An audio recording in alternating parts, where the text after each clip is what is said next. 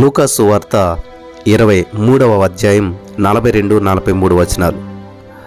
నేడు నీవు నాతో కూడా పరదైసులో ఉందువని నిశ్చయముగా నీతో చెప్పుచున్నాను. స్తోత్రం దేవ సర్వోన్నతుడా, ఈరోజు ఈ యొక్క వాక్యాన్ని ధ్యానిస్తూ ఉండగా మాతో మాట్లాడి ప్రతి వారికి వినగల చెవి, గ్రహించగల హృదయం అనుగ్రహించమని, ఈ యొక్క శిలువ మర్మాల ద్వారా నువ్వు శిలువలో పలికిన మాటల ద్వారా అనేక సత్యాలు నేర్చుకున్నట్లు కృప చూపించమని నజరేయుడైన యేసుక్రీస్తు నామములో ప్రార్థించి నమ్మి పొందుకుని నమ్మ పరమ తండ్రి, ఆమేన్. ప్రియులారా, గమనించాలి, యేసుక్రీస్తు ప్రభువారు శిలువలో 7 మాటలు మాట్లాడారు. అందులో మొదటి మాట చాలా క్షుణ్ణంగా ధ్యానించుకుంటూ వచ్చున్నాం. అలాగే ఈరోజు 2వ మాట గురించి మనం ధ్యానం చేసుకొని పోతున్నాం. ఈరోజుతో అయిపోతుంది, చాలా రోజులు కొనసాగుతుంది, జాగ్రత్తగా వినాలి. ఇక్కడ లూకాసు వార్త 23:42-43లో చూసినట్లయితే ఈ 2వ మాట రక్షణ వాక్ అన్నమాట. ఆ నేరస్తులలో 2వ వాడు ఆయనను చూసి, యేసు, నీవు నీ రాజ్యంలోనికి వచ్చినప్పుడు నన్ను జ్ఞాపకం చేసుకునుమనెను. అందుకు ఆయన వానితో, నేడు నీవు నాతో కూడా పరదైసులో ఉందువని నిశ్చయముగా నీతో చెప్పుచున్నాను అనెను. యేసుక్రీస్తు ప్రభువారు శిలువపై పలికినటువంటి 2వ మాట మరణించేటువంటి నేరస్తుని విన్నపానికి జవాబుగా చెప్పబడిందనమాట.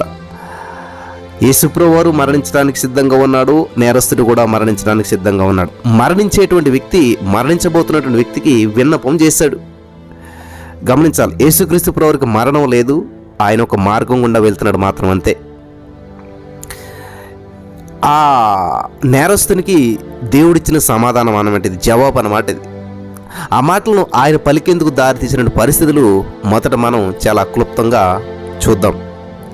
ఇక్కడ యేసుక్రీస్తు ప్రభువారు 2 నేరస్తుల మధ్య సిలువేయబడటం అనేటువంటిది ఏదో ప్రమాదవశాత్తు జరిగింది అని అనుకుంటుంటారు. ప్రమాదవశాత్తు జరిగినటువంటిది కాదు.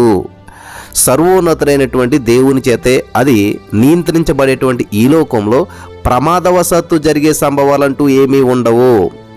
శూన్యంలో భూమిని వేలాడదీశాడు, ఆ భూమిలో ఇక్కడ మనిషి ఉన్నాడు. కాబట్టి యేసుక్రీస్తు ప్రభువారు మనిషిని ప్రేమించి ఈ భూలోక రాజ్యానికి వచ్చాడు. కాబట్టి ఏదో అనుకోకుండా ప్రమాదవశాత్తు జరిగేటువంటి సంఘటనలు దేవునికి అంటూ ఏమీ ఉండవు. దేవునికి తెలియకుండా ఏది జరగదు. ఎందుకని అంటారేమో, ఎందుకంటే సర్వోన్నతుడైనటువంటి దేవుని చేతే నియంత్రించబడేటువంటి ఈ లోకం అంతా కూడా దేవుని చేత నియంత్రించబడుతుంది. ఆయనే నియంత్రిస్తాడు. ఈ సత్యం గ్రహించాలి. కాబట్టి ఆయనకు తెలియకుండా సడన్గా ఏదో జరిగిపోయిందంటే ఇంపాసిబుల్ లేదనమాట. ఇక సర్వశక్తుడైనటువంటి ఆ మహిమా ప్రభు తనను తాను స్వయంగా సిలువకు అప్పగించుకున్నటువంటి ప్రపంచ చరిత్రకు కేంద్ర బిందువుగా నిలిచినటువంటి ఆ మహాదినాన ప్రమాదవశాత్తు జరిగేటువంటి సంభవాలకు అసలు చోటే లేదు. అయ్యో, యేసుక్రీస్తు ప్రభువుని సిలువేసేసారా, అయ్యో అనవసరంగా ఇలా చేశారా, నో నో నో నో ఇదంతా కూడా 700 సంవత్సరాల ముందే యెషయా భక్తుడు ప్రవచించాడు. వాస్తవానికి ఆ సిలువ వేదిక వద్ద దేవుడు తానే స్వయంగా అధ్యక్షత వహించాడనమాట. తన ప్రియకుమారుడు ఎప్పుడు, ఎక్కడ, ఎలా మరణించాలో ఆయన ముందుగానే నిర్ణయించాడు. తెలుసా? ఇది తెలుసు మనందరికీ. యేసుక్రీస్తు ప్రభువారు ప్రమాదవశాత్తు సడన్గా మరణించినటువంటి విషయం కాదు. అదంతా కూడా ఆయన ఎప్పుడు, ఎక్కడ, ఎలా మరణించాలో ఆయన ముందుగానే నిర్ణయించాడు. పిల్లలు గమనించాలి, హఠాత్ సంభవాలకు అంటే హఠాత్తుగా అయ్యో సడన్గా జరగటానికి కానీ, లేకపోతే మానవుని యొక్క చపల చిత్తానికి కానీ ఆయన దేనిని వదిలివేయలేదు. మానవుడు ఎలా చేస్తే అలా వదిలేసేలేదు దేవుడు.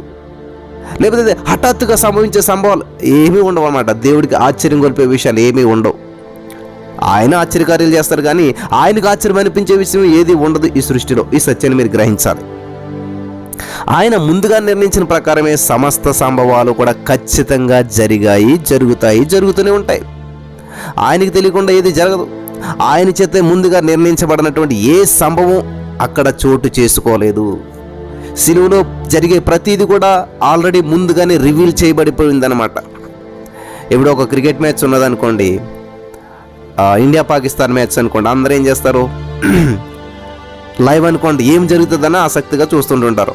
ఆల్రెడీ ఆ మ్యాచ్ అయిపోయింది గత సంవత్సరం, ఇప్పుడు మనం చూస్తూ ఉన్నాం. గత సంవత్సరం ఆ మ్యాచ్ నెగ్గేసిందని మీకు తెలుసు. ఇప్పుడు ఏం చేస్తారు, ఎగ్జైట్మెంట్ అవరు, తర్వాత ఏం కొడతాడు మీకు తెలుసు, 6, తర్వాత 4, తర్వాత ఇండియా ఓన్ అని మీకు అందరికీ తెలుసు. అదంతా కూడా కాబట్టి మీరు ఎప్పటికీ కూడా దాన్ని ఏమంటారు, ఎగ్జైట్మెంట్ ఎవరన్నమాట. అమ్మో ఏమవుతుంది, ఓడుతుందా నెగ్గుతుందా, ఎందుకంటే ఆల్రెడీ మీకు తెలుసు నెగ్గేసిందని. అలాగే ఇక్కడ యేసుక్రీస్తు ప్రభువారు సిలువ గురించినటువంటి ప్రతి విషయం ముందుగానే ప్రవక్తల ద్వారా ప్రవచించబడింది. దేవుడు తన ప్రవక్తలకు వెల్లడి చేస్తే వాళ్ళు ప్రకటించేశారు. కాబట్టి ఆల్రెడీ ముందుగా జరిగిపోయింది ఆత్మలోకంలో, దాన్ని దేవుడు నెరవేరుస్తూ ఉన్నాడు. ఈ సత్యం గ్రహించాలి. కాబట్టి ముందుగా నిర్ణయించబడకుండా ఏది కూడా జరగదు. జరిగేటువంటి చోటు అక్కడ అసలు చోటు చేసుకునే అవకాశం లేనే లేదు. చూద్దాం, అపోస్తుల కార్యం 4:27 చదివితే మీకు చాలా స్పష్టంగా క్లారిటీ వస్తుంది. ఏమని ఉంటుంది అక్కడ, ఏవి జరగవలనని ఆయన హస్తమును ఆయన సంకల్పమును ముందుగా నిర్ణయించెను. అపోస్తుల కార్యం 4:27 ఏంటంటే, ఏవి జరగవలనని ఆయన హస్తము ఆయన సంకల్పమును ముందుగా నిర్ణయించెను, వాటిని ఇక్కడ మానవుడు జరిగించాడు. గమనించాలి, మానవుడు ఏం చేస్తున్నాడంటే వర్కర్ అన్నమాట. ఫర్ ఎగ్జాంపుల్, ఒక మూవీ ఏదైనా చూస్తే మీరు హీరో మనకి గ్రేట్ అనుకుంటాం, కానీ అక్కడ డైరెక్టర్ గ్రేట్ అనమాట. డైరెక్టర్ మాట చెప్పితేనే హీరో యాక్ట్ చేస్తాడు. అందులో ఉన్న హాస్యనటుడైనా ఎవరైనా సరే డైరెక్టర్ చెప్పిన ప్రకారం చేస్తారు. అలాగే ఇక్కడ మన డైరెక్టర్ దేవుడు అనమాట. కాబట్టి ఇక్కడ ఈ మనుషులంతా ఏం చేస్తున్నారంటే దేవుడి ప్రణాళికను నెరవేరుస్తూ ఉన్నారు. దేవుని యొక్క ఏదైతే దేవుడు ముందుగా జరగవాలని చెప్పి నిర్ణయించాడో దాన్నే మనిషి ఇక్కడ జరిగించాడు. ఇక్కడ యేసుక్రీస్తు ప్రభువారు ఇద్దరు నేరస్తుల మధ్య సిలువ వేయబడాలని చెప్పి ఆజ్ఞాపించడం ద్వారా పిలాతు ఏం చేశాడు, తనకు తెలియకుండానే దేవుని యొక్క ఉద్దేశాన్ని, ఆయన యొక్క ప్రవచన వాక్యను నెరవేర్పులోకి తీసుకుని వచ్చాడు. ఇది పిలాతుకు తెలియదు, కానీ అది దేవుని చిత్తం. దేవుని చిత్తానికి అనుకూలంగా పిలాతు పలికాడు, కానీ పిలాతు పలికినందుకు దేవుని చిత్తం నెరవేర్చబడతలేదు. అక్కడ గమనించాలి. ఈ రోమా అధికారి మీరు గమనించినట్లయితే ఇలా ఆజ్ఞాపించడానికి 700 సంవత్సరాలకు పూర్వమే తన కుమారుడు అతిక్రమం చేయువారిలో ఎంచబడవలనని చెప్పి యెషయా ప్రవక్త ద్వారా దేవుడు ప్రకటించాడు. యెషయా 53:12 700 సంవత్సరాల క్రితం చెప్పబడినటువంటి మాటకి అనుకూలంగా పిలాతు పలుకుతున్నాడు తప్ప పిలాతు పలికిన దానికి అనుకూలంగా జరగట్లేదు అక్కడ. ఇది గమనించాలి. పరిశుద్ధులైనటువంటి యేసుక్రీస్తు ప్రభువారు అపరిశుద్ధులతో లెక్కించబడాలని చెప్పి ధర్మశాస్త్రాన్ని లిఖించినటువంటి వ్యక్తి ధర్మశాస్త్ర విరోధుల మధ్య ఉంచబడాలని చెప్పి దైవ కుమారుడు నేరస్తులతో కూడా మరణశిక్షను అనుభవించాలని చెప్పి ముందుగానే ప్రకటించబడింది. ఇది ముందుగానే ప్రకటించబడింది.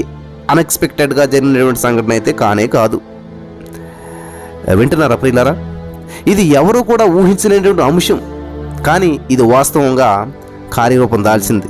దేవుని మాటలో ఏ ఒక్కటి కూడా, ప్రియులు గమనించాలి, దేవుని మాటల్లో ఏ ఒక్కటి కూడా కార్యరూపం దాల్చకుండా ఉండదు. ఎందుకంటే దేవుడు ఎంతైనా కూడా నమ్మదగినటువంటి వాడు కదా. వాస్తవం ఏంటంటే కీర్తన 119:89 మీరు చదివినట్లయితే, యెహోవా నీ వాక్యము ఆకాశమందు నిత్యము నిలకడగా ఉన్నది. సిలువ వద్ద కూడా దేవుడు ఉద్దేశించి ఆజ్ఞాపించినట్టుగానే సమస్తం నెరవేర్చబడ్డాయి. ఈ సత్యాన్ని మీరంతా గ్రహించాలి. ఇక తన కుమారుడు ఇద్దరు నేరస్తుల మధ్య సిలువ వేయబడాలని చెప్పి దేవుడు ఎందుకు నిర్ణయించినట్టు, అదేంటి, అదేం ప్రణాళిక, ఎందుకని నిర్ణయించాడు, ఇందులో ఆయన ఉద్దేశం ఏమిటో తప్పకుంటుంది. ఏదో ఒక ఉద్దేశంతో దేవుడు అలా నెరవేర్చాడు. కాబట్టి దేవుడు అనాలోచితంగా ఏది జరిగించాడు. ఆయన చేసే ప్రతి పనికి ఒక ఉద్దేశం అంటూ తప్పకుండా ఉంటుంది. ఎందుకంటే ఆయన కార్యాలన్నీ కూడా ఆయన అనంత జ్ఞానము చేత ఆలోచించబడి నిర్ణయించబడతాయి. కాబట్టి అవి చాలా ప్రత్యేకంగా ఉంటాయన్నమాట. కాబట్టి ఈ యొక్క ప్రత్యేకమైన విషయంలో అనేకమైనటువంటి ఆలోచనలు మన యొక్క మనస్సులను నింపుతూ ఉంటుంటాయి.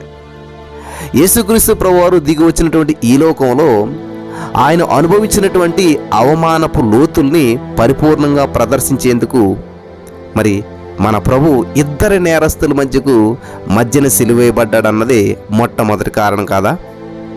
తన జనంలో ఆయన భూజంతువులచే ఆవరించబడ్డాడు.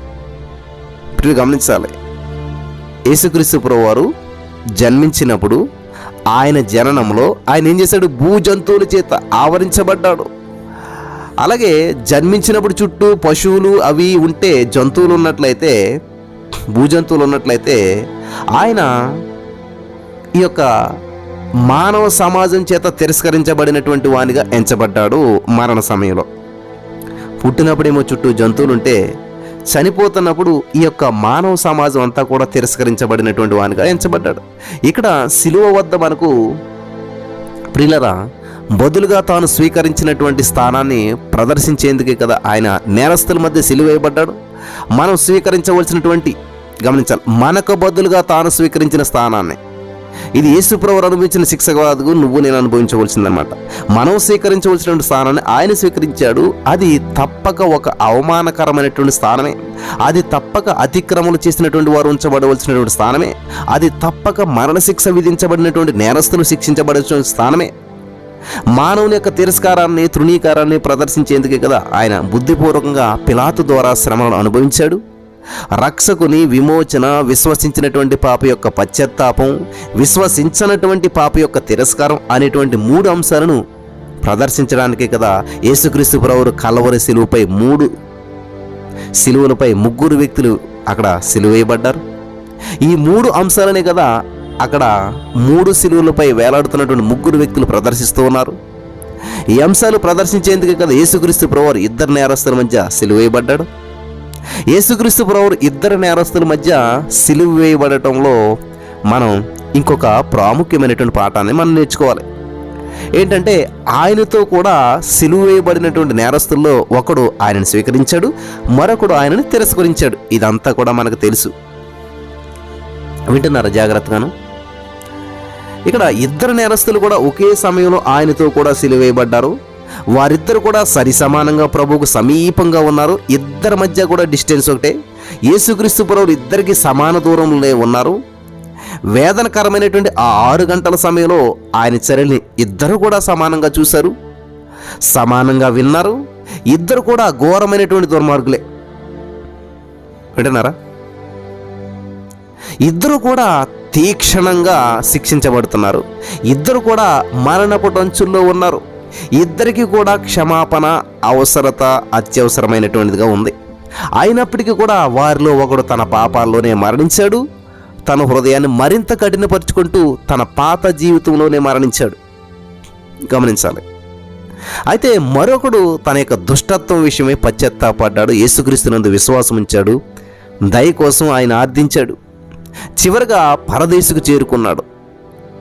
ఇది చాలా అద్భుతమైనటువంటి మరణం. ఈ లోకంలో ఈనాటికి కూడా అదే స్థితి, అదే పరిస్థితి పదే పదే పునరావృతం కావడాన్ని మనం చూస్తూ ఉన్నాం. ఖచ్చితంగా అదే స్థితిగతుల్లో ఒక వ్యక్తి హృదయం పశ్చాత్తాపంతో కరిగిపోతుంది, మరొక వ్యక్తి హృదయం చాలా కఠినమైనటువంటి శిలలాగా కదలిక లేకుండా ఉన్నది.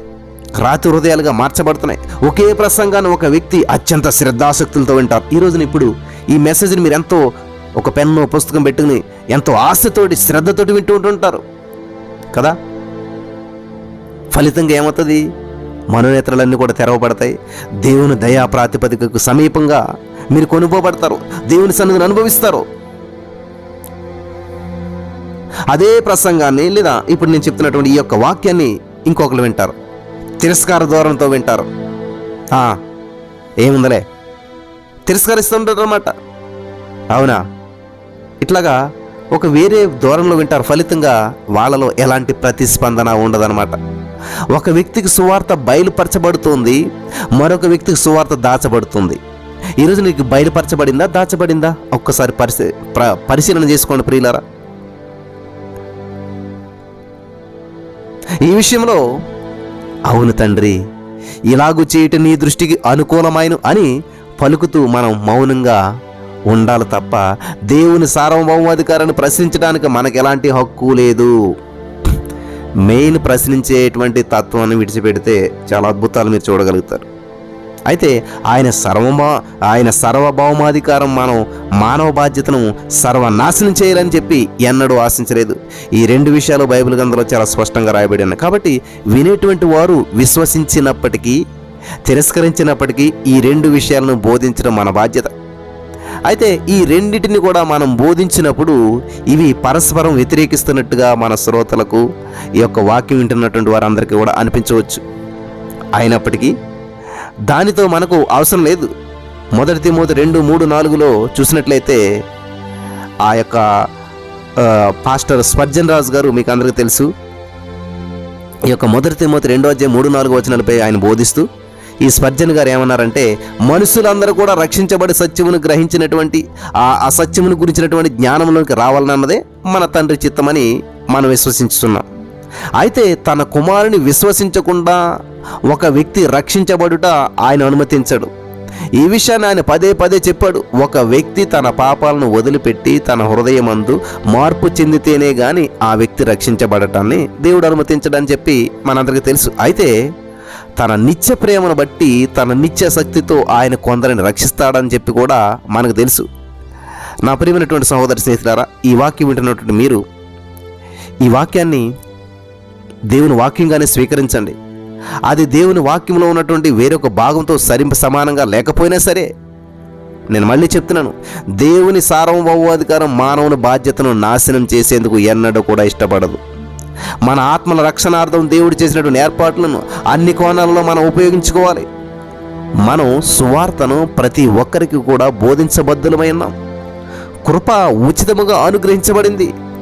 విశ్వసించిన ప్రతి ఒక్కరూ కూడా ఈ కృపను పొందేందుకు ఆహ్వానించబడుతున్నారు.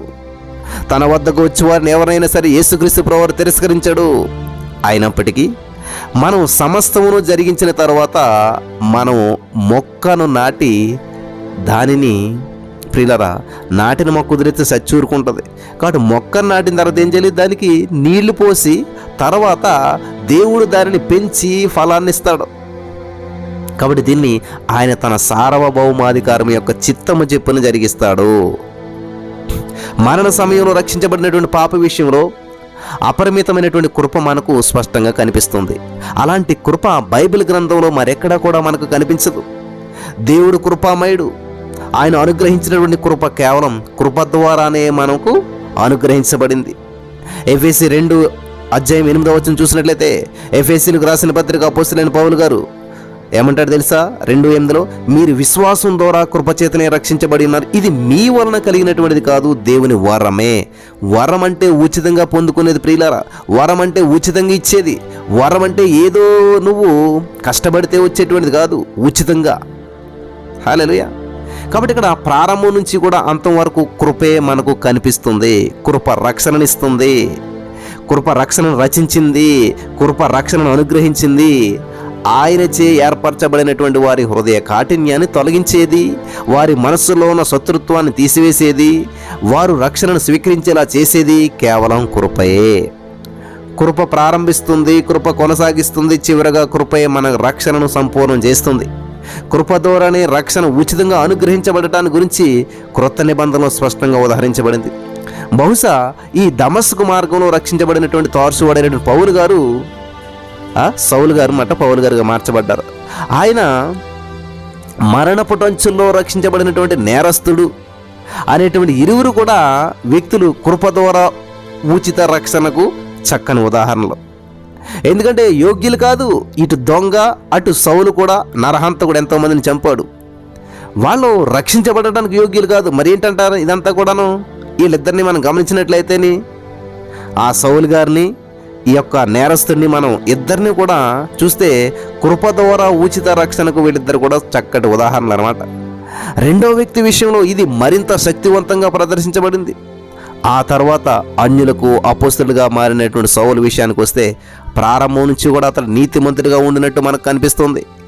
తాను మార్పు పొందక మునుపు తన జీవితాన్ని గురించి పౌలు గారు రాస్తూ ఏమంటాడు తెలుసా? ఫిలిప్పీ 3:6 ధర్మశాస్త్రము వలన నీతి విషయమున అనింద్యుడినయ్యుంటిని. ధర్మశాస్త్రాన్ని అంత ఖచ్చితంగా పాటించాడు పౌలు గారు. అనింద్యుడు, నిందలేదు అసలేని. మార్పు పొందక మునుపు అతడు ఒక నిష్ఠ కలిగినటువంటి పరిసయుడు. నైతికంగా అతని ప్రవర్తన నిష్కళంకమైనటువంటిది. మార్పు పొందినటువంటి తర్వాత కూడా అతడు సువార్త విషయంలో నీతిమంతుడిగానే జీవించాడు. యేసుక్రీస్తు ప్రేమ చేత బలవంతం చేయబడిన వాడే అతడు పాపులకు సువార్త బోధిస్తూ విశ్వసించిన పరిశుద్ధుల ఆత్మీయ ఎదుగుదలకు ప్రయాసపడుతూ తన జీవితాన్ని గడిపాడు అపోస్తలుడైన పౌలు గారు. క్రైస్తవ జీవిత ఆశయాలను పునరుద్ధరించి మరి ఆ క్రైస్తవ జీవిత ఆశయాలను పరిపూర్ణంగా అనుసరించే స్థాయికి పౌలు చేరుకున్నాడని, అతని వలె తన యజమానుని వెంబడించినటువంటి విశ్వాసి మరొక్కరూ లేరని మనం చెప్పేటువంటి మాటను ఖచ్చితంగా అంగీకరించవలసినటువంటిదే. పిల్లలు గమనించాలి. దేవునికి స్తోత్రం. వింటున్నారా? ఇక్కడ యేసుక్రీస్తు ప్రభువారు విషయం మనం గమనించినట్లయితే సిలువపై రక్షించబడినటువంటి నేరస్తుని పరిస్థితి పౌలు పరిస్థితికి భిన్నంగా ఉంది. తన మార్పుకు ముందు కానీ తన మార్పు తర్వాత కానీ ఈ వ్యక్తి నీతియుక్తమైనటువంటి జీవితాన్ని జీవించలేదు. తన మార్పుకు ముందు కానీ అతడు దేవుని ధర్మశాస్త్రాన్ని కానీ తన మానవ చట్టాలను కానీ ఏమాత్రం గౌరవించలేదు. తన మార్పు తర్వాత నీతియుక్తమైనటువంటి జీవితాన్ని జీవిస్తూ క్రీస్తు పరిచర్యలో ఆనందించే అవకాశం అతనికి లభించలేదు. ఒక విశ్వాస రక్షణ విషయంలో ఈ రెండు అంశాలు అత్యంత ప్రాధాన్యమైనటువంటిగా అనేకులు అభిప్రాయపడుతూ ఉన్నందున ఈ యొక్క విషయాన్ని చెప్పవలసి వచ్చిందనమాట. దేవుడు మనల్ని తన కుమారులుగాను కుమార్తెలుగాను స్వీకరించడానికి మునుపు మంచి ప్రవర్తనను నీతియుక్తమైనటువంటి జీవితాన్ని మనం జీవించవలసి ఉంటుందని చెప్పి అలా ఆయన మనల్ని స్వీకరించినటువంటి తర్వాత మనం మన నీతియుక్తమైనటువంటి జీవితం విషయంలో పరీక్షించబడుతూ పరిశీలనా కాలంలో ఉంటామని చెప్పి ఈ కాలంలో మనం మన సత్ప్రవర్తన మరియు సత్క్రియల ద్వారా దేవుని తృప్తిపరచవలసి ఉంటుందని చెప్పి, లేదంటే దేవుని కృపను శాశ్వతంగా కోల్పోతామని చెప్పి అనేక మంది అభిప్రాయపడుతూ ఉంటుంటారు. బాప్తిసానికి ముందు నువ్వు నీతిగా జీవించాలి, అప్పుడే బాప్తిసం పొందాలి. బాప్తిసం పొందిన తర్వాత నువ్వు నీతి క్రియలను కొనసాగించాలి, నీతిగానే ఉండాలి, లేదంటే దేవుని కృపను శాశ్వతంగా కోల్పోతామని చెప్పి చాలామంది అభిప్రాయపడుతుంటారు. అయితే మరణపు అంచుల్లో ఊగిసలాడుతున్నటువంటి ఆ నేరస్తుని మనం గమనించినట్లయితే అతని మార్పుకు ముందు కానీ అతని మార్పు తర్వాత కానీ అతనిలో ఎటువంటి సత్ప్రవర్తన కానీ సత్క్రియలు కానీ లేవు. కాబట్టి ఒక వ్యక్తి తన పశ్చాత్తాపం ద్వారా మార్పు పొందినప్పుడు అతడు దేవుని సార్వభౌమత్వపు కృప ద్వారా శాశ్వతంగా రక్షించబడ్డాడని చెప్పి మనం గ్రహించాలి. మరణపు అంచుల్లో ఉన్నటువంటి నేరస్తుని రక్షణ మనకు ఇంకో వాస్తవాన్ని కూడా గుర్తు చేస్తుంది. పాపుల రక్షణను అసమానమైనటువంటి దేవుని కృపకు ఆపాదించడానికి బదులు అనేక మంది క్రైస్తవులు దానిని ఆయా వ్యక్తులకు లేదా పరిస్థితులకు ఆపాదిస్తూ దేవునికి చెందవలసిన ఘనతను దొంగిలిస్తూ ఉన్నారు. ఒక వ్యక్తి రక్షణకు కారణం బోధకులు లేదా పరిస్థితులు లేదా విశ్వాసులు ప్రార్థనలు కాదు, కానీ కేవలం సర్వశక్తిమంతులైనటువంటి దేవుని కృప మాత్రమే అందుకు కారణం.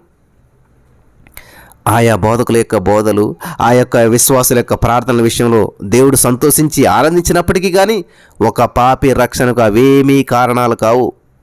ఈ విషయంలో మనం తప్పుడు అభిప్రాయాలకు స్వస్తి చెప్పక తప్పదు ప్రియులారా.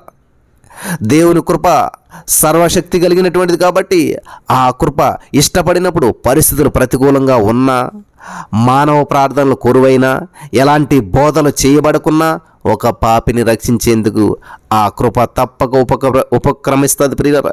శిలువపై రక్షించబడినటువంటి పాప విషయంలో ఇదే జరిగింది. ఇది చాలా ప్రాముఖ్యమైనటువంటి విషయం. హల్లెలూయా, అర్థం చేసుకున్నారా? కాబట్టి చాలామంది చాలా ఒపీనియన్స్, నేను నీతిగా జీవించాక బాప్తిసం పొందుతాను, లేదా బాప్తిసం పొందాక చాలా నీతిగా జీవించాలి, ఇటువంటి ఒపీనియన్స్. ఎస్, నిజంగానే. ఎందుకంటే నువ్వు వైట్ డ్రెస్ వేసుకున్న తర్వాత ఆటోమేటిక్గా నువ్వు జాగ్రత్తగానే ఉంటావు. కాబట్టి ఈరోజు నీ మాటలు వింటున్న ప్రియమైనటువంటి వారులారా, ఇది యాక్సిడెంట్గా జరిగినటువంటిది కాదు, ఇది అనుకోకుండా జరిగినటువంటిది కాదు. మరి నీకు రక్షణ ఒక వ్యక్తికి మరి మనం చేసే ప్రసంగాల ద్వారానో ప్రార్థన ద్వారానో బాప్తిసం పొందేశాడు, మారు మనసు పొందాడు అనుకుంటాం. కానీ దీని అంతటికీ కూడా ఆల్రెడీ దేవుడు కృప, ఇదంతటికీ కూడా కృప అని మీరు గుర్తించాలి. దేవుడు ఈ యొక్క మాటల ద్వారా మనల్ని బలపరచును గాక. ఆమేన్.